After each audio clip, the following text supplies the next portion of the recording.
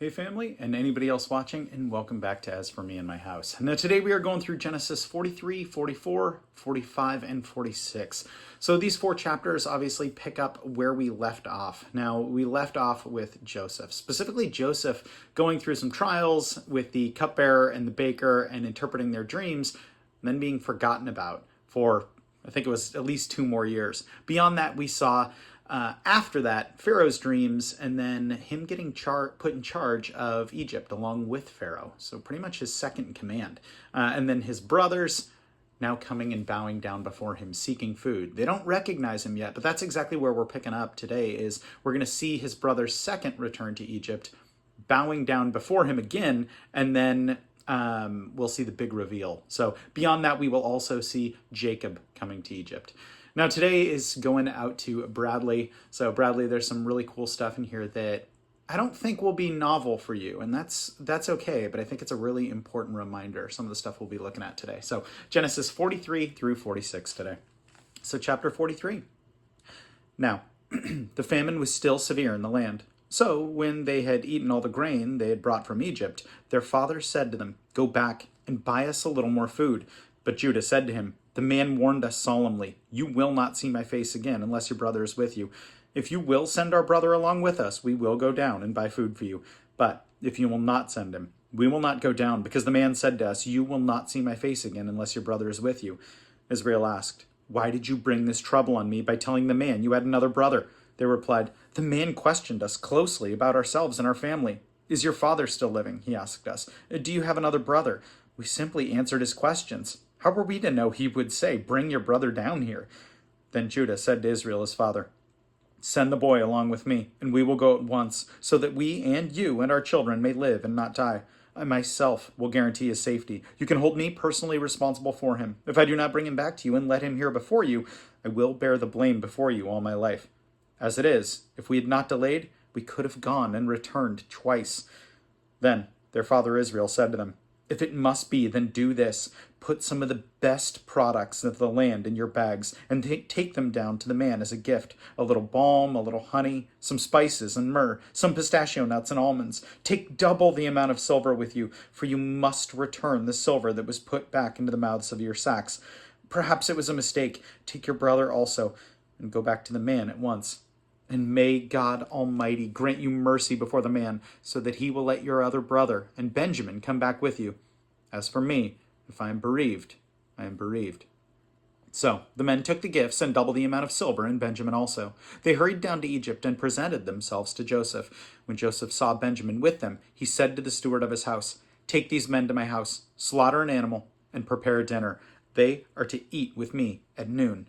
The man did as Joseph told him, and took the men to Joseph's house. Now the men were frightened when they were taken to the house. They thought, "We were brought here because of the silver that he was put back into our sacks the first time. He wants to attack us and overpower us and to seize us as slaves and take our donkeys." So they went up to Joseph's steward and spoke to him at the entrance to the house. "Please, sir," they said, "we came down here the first time to buy food, but at the place where we stopped for the night, each of us opened our sacks, and each of us found his silver, the exact weight in the mouth of his sack. So we have brought it back with us. We have also brought additional silver with us to buy food. We don't know who put the silver in our sacks." "It's all right," he said. "Don't be afraid. Your God, the God of your father, has given you treasure in your sacks. I received your silver." Then he brought Simeon out to them. The steward took the men into Joseph's house, gave them water to wash their feet, and provided fodder for their donkeys. They prepared their gifts for Joseph's arrival at noon, because they had heard that they were to eat there. When Joseph came home, they presented to him the gifts they had brought into the house, and they bowed down before him to the ground. He asked them how they were, and then he said, "How is your aged father that you told me about? Is he still living?" They replied, "Your servant, our father, is still alive and well," and they bowed down low to pay him honor. As he looked about and saw his brother Benjamin, his own mother's son, he asked, "Is this your youngest brother, the one you told me about?" And he said, "God be gracious to you, my son." Deeply moved at the sight of his brother, Joseph hurried out and looked for a place to weep. He went into his private room and wept there. After he had washed his face, he came out, controlling himself, and said, "Serve the food." They served him by himself, the brothers by themselves, and the Egyptians who ate with him by themselves, because Egyptians could not eat with Hebrews, for that is detestable to the Egyptians. The men had been seated before him in the order of their ages, the firstborn to the youngest, and they looked at each other in astonishment. When the portions were served to them from Joseph's table, Benjamin's portion was 5 times as much as anyone else's. So they feasted and drank freely with him. Chapter 44. Now, Joseph gave these instructions to the steward of his house. Fill these men's sacks with as much food as they can carry, and put each man's silver in the mouth of his sack. Then put my cup, the silver one, in the mouth of the youngest one's sack, along with the silver for his grain. And he did as Joseph said. As morning dawned, the men went on their way with their donkeys. They had not gone far from the city when Joseph said to his steward, "Go after these men at once, and when you catch up with them, say to them, 'Why have you repaid good with evil? Isn't this the cup my master drinks from and also uses for divination? This is a wicked thing that you have done.'" When he caught up with them, he repeated these words to them. But they said to him, "Why does my lord say such things? Far be it from your servants to do anything like that. We even brought back to you from the land of Canaan the silver we found in the mouths of our sacks. So why would we steal silver or gold from your master's house? If any of your servants is found to have it, he will die, and the rest of us will become my lord's slaves." "Very well then," he said, "let it be as you say. Whoever is found to have it will become my slave. The rest of you will be free from blame." Each of them quickly lowered his sack to the ground and opened it. Then the steward proceeded to search, beginning with the oldest and ending with the youngest, and the cup was found in Benjamin's sack. At this, they tore their clothes. Then they all loaded their donkeys and returned to the city. Joseph was still in the house when Judah and his brothers came in, and they threw themselves to the ground before him. Joseph said to them, "What is this you have done? Don't you know what a man like me can find things out by divination?" "What can we say to my lord?" Judah replied. What can we say? How can we prove our innocence? God has uncovered your servant's guilt. We are now my lord's slaves, we ourselves, and the one who was found to have the cup." But Joseph said, "Far be it from me to do such a thing. Only the man who is found to have the cup will become my slave. The rest of you go back to your father in peace." Then Judah went up to him and said, "Please, my lord, let your servant speak but a word, my lord. Do not be angry with your servant, though you are equal to Pharaoh himself." My lord asked his servants, "Do you have a father or a brother?" And we answered, "We have an aged father, and there is a young son born to him in his old age. His brother is dead, and he is the only one of his mother's sons left, and his father loves him." Then you said to your servants, "Bring him down to me so I can see him for myself." And we said to my lord, "The boy cannot leave his father. If he leaves him, our father will die." But you told your servants, "Unless your youngest brother comes with you, you will not see my face again." When we went back to your servant, my father, we told him what my lord said. Then our father said, "Go back and buy a little more food." But we said, "We cannot go down. If only our youngest brother is with us will we go. We cannot see the man's face unless our youngest brother is with us." Your servant, my father, said to us, "You know that my wife bore me 2 sons. One of them went away from me, and I said, 'He has surely been torn to pieces,' and I have not seen him since. If you take this one from me too, and harm comes to him, you will bring my gray head down to the grave in misery. So now, if the boy is not with us when I go back to your servant, my father, and if my father, whose life is closely bound up with the boy's life, sees that the boy isn't there at all, he will die. Your servants will bring the gray head of our father down to the grave in sorrow. Your servant guaranteed the boy's life to my father, and I said, if I do not bring him back to you, I will bear the blame before you, my father, all my life. Now then, please let your servant remain here as my lord's slave in place of the boy, and let the boy return with his brothers. How can I go back to my father if the boy is not with me? No, do not let me see the misery that would come upon my father." Chapter 45. Then Joseph could no longer control himself before all his attendants, and he cried out, "Have everyone leave my presence." So there was no one with Joseph when he made himself known to his brothers, and he wept so loudly that the Egyptians heard him, and Pharaoh's household heard about it. Joseph said to his brothers, "I am Joseph. Is my father still living?"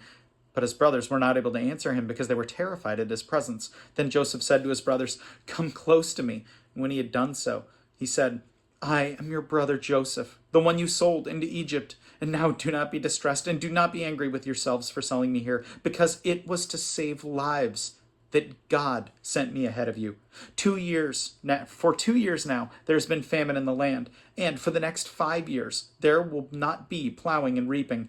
But God sent me ahead of you to preserve for you a remnant on earth and to save your lives by great deliverance. So then, it was not you who sent me here, but God. He made me father to Pharaoh, lord of his entire household and ruler of all Egypt. Now hurry back to my father and say to him, 'This is what your son Joseph says. God has made me lord of all Egypt. Come down to me. Don't delay. You shall live in the region of Goshen and be near me, you and your children and grandchildren, your flocks and herds and all that you have. I will provide for you there, because 5 years of famine are still to come. Otherwise, you and your household and all who belongs to you will become destitute. You can see for yourselves, and so can my brother Benjamin, that it is really I who am speaking to you. Tell my father about all the honor accorded me in Egypt, and about everything you have seen, and bring my father down here quickly." Then he threw his arms around his brother Benjamin and wept, and Benjamin embraced him, weeping, and he kissed all his brothers and wept over him. Afterward his brothers talked with him. When the news reached Pharaoh's palace that Joseph's brothers had come, Pharaoh and all his officials were pleased. Pharaoh said to Joseph, "Tell your brothers, do this, load your animals and return to the land of Canaan, and bring your father and your families back to me. I will give you the best of the land of Egypt, and you can enjoy the fat of the land." You were also directed to tell them, "Do this. Take some of the carts from Egypt for your children and your wives, and get your father and come. Never mind about your belongings, because the best of all Egypt will be yours." So the sons of Israel did this. Joseph gave them carts as Pharaoh had commanded, and he also gave them provisions for their journey. To each of them he gave new clothing, but to Benjamin he gave 300 shekels of silver and 5 sets of clothes. And this is what he sent to his father: 10 donkeys loaded with the best things in Egypt, and 10 female donkeys loaded with grain and bread and other provisions for his journey. Then he sent his brothers away, and as they were leaving, he said to them, "Don't quarrel on the way." So they went up out of Egypt and came to their father Jacob in the land of Canaan. They told him, "Joseph is alive. In fact, he is ruler of all Egypt." Jacob was stunned. He did not believe them. But when they told him everything Joseph had said to them, and when he saw the carts Joseph had sent to carry back, the spirit of their father Jacob revived, and Israel said, "I'm convinced my son Joseph is still alive, and I will go and see him before I die." Chapter 46. So Israel set out with all that was his, and when he reached Beersheba, he offered sacrifices to the God of his father Isaac. And God spoke to Israel in a vision at night and said, "Jacob, Jacob." "Here I am," he replied. "I am God, the God of your father," he said. "Do not be afraid to go down to Egypt, for I will make you into a great nation there. I will go down to Egypt with you, and I will surely bring you back again, and Joseph's own hand will close your eyes." Then Jacob left Beersheba, and Israel's sons took their father Jacob and their children and their wives in the carts that Pharaoh had sent to transport them. They also took with them their livestock and the possessions they had acquired in Canaan, and Jacob and all his offspring went to Egypt. He took with them to Egypt his sons and grandsons, and his daughters and granddaughters, all his offspring. These are the names of the sons of Israel, Jacob and his descendants who went to Egypt. Reuben, the firstborn of Jacob. The sons of Reuben, Hanok, Palau, Hezron, and Carmi. The sons of Simeon, Jemuel, Jamin, Odad, Jachin, Zohar, and Shoal, the son of a Canaanite woman. The sons of Levi, Gershon, Kohath, and Merari. The sons of Judah, Onan, Shelah, Perez, and Zerah. But and Onan died in the land of Canaan. The sons of Perez, Hezron, and Hamuel. The sons of Issachar, Tola, Pua, Jashub, and Shimron. The sons of Zebulun, Sered, Elon, and Jehaleel. These were the sons Leah bore to Jacob in Padan Aram, besides his daughter Dinah. These sons and daughters were of his were 33 in all. The sons of Gad, Zephon, Haggai, Shuni, Esben, Eri, Erodai, and Arli. The sons of Asher, Imnah, Ishva, Ishvi, and Beriah. Their sister was Sarah. The sons of Beriah, Heber, and Malkiel. These were the children born to Jacob by Zilpah, whom Laban had given to his daughter Leah, 16 in all. The sons of Jacob's wife Rachel, Joseph, and Benjamin. In Egypt, Manasseh and Ephraim were born to Joseph by Asenath, daughter of Potipherah, priest of On. These sons of Benjamin, Bela, Becher, Ashbel, Gera, Naaman, Eri, Rosh, Mupim, Hupim, and Ard. These were the sons of Rachel, who were born to Jacob, 14 in all. The sons of Dan, Hushim. The sons of Naphtali, Jahaziel, Guni, Jezer, and Shalim. These were the sons born to Jacob by Bilhah, whom Laban had given to his daughter Rachel, 7 in all. All these who went up to Egypt with Jacob, those who were his direct descendants, not counting his sons' wives, numbered 66 persons. With the 2 sons who had been born to Joseph in Egypt, the numbers of Jacob's family, which went to Egypt, were 70 in all. Now Jacob sent Judah ahead of him to Joseph to get directions to Goshen. When they arrived in the region of Goshen, Joseph had his chariot made ready and went to Goshen to meet his father Israel. As soon as Joseph appeared before him, he threw his arms around his father and wept for a long time.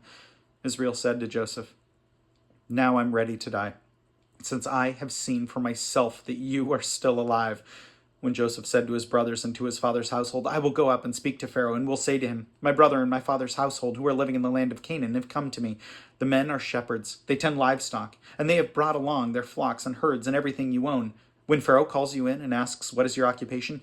you should answer, 'Your servants have tended livestock from our boyhood on, just as our fathers did.' Then you will be allowed to settle in the region of Goshen, for all shepherds are detestable to the Egyptians."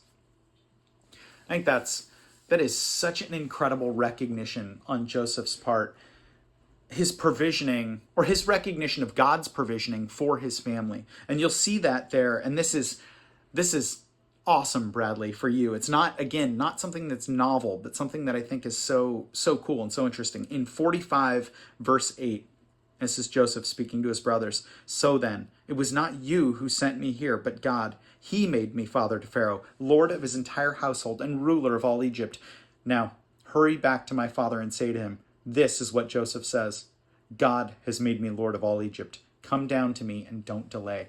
I mean, it's so cool that he recognizes that this insane hardship that's been brought upon him, that all this negativity and all this bad that's been done to him, he recognized that God has allowed that to happen to him. And yet, it's also for God's glory. I mean, that's why God is doing it, for the provision of his entire household. And I mean, I think about that for all the people that you have been able to reach, Bradley, from either through your school or your friend circles, that you have been able to share the gospel with, and that your story resonates with many of these people. And it's so cool that there are a lot of people, there are so many people who would not be able to get through to the people that you get through to, because you're incredibly personable, you're easy to talk to, you have a story of your own, and the very fact that you can reach these people is God using you in a huge way. And I know you know that, but I think it's easy to forget that as well, that God uses other people's trouble in our lives, or God uses what other people do to us, or God uses even false accusations like Potiphar's wife. God uses people's forgetfulness when the cupbearer and the baker the cupbearer was let out. God uses that for the right time, his purposes, and that is absolutely incredible. So, Bradley, thank you for witnessing to all those people in your circle that I'm not convinced anyone else could reach, but God is using you for that, at least in this moment. So, yeah, worth praying about. So let's do it. My God, I thank you for Bradley. I thank you for his faithfulness, for his passion, for just how smart he is when navigating your word. I thank you for his discernment with that, Lord. And I thank you for that dear friendship, God. I pray that you be with him and you strengthen him as he continues to speak your praise, Lord. Continues to put you first, Lord. Continues to make the effort and make the movement to the glory of your kingdom. God, please help him continue to be a witness. And again, I thank you for my own selfish reasons, God. I thank you for his friendship, Lord. And in Jesus' name I pray. Amen. Well, Bradley, you know that I love you, man. Holy moly. And you know that I appreciate you so much as well. For anyone else watching, know that I appreciate you as well. And I will plan on seeing you tomorrow. Have a good one.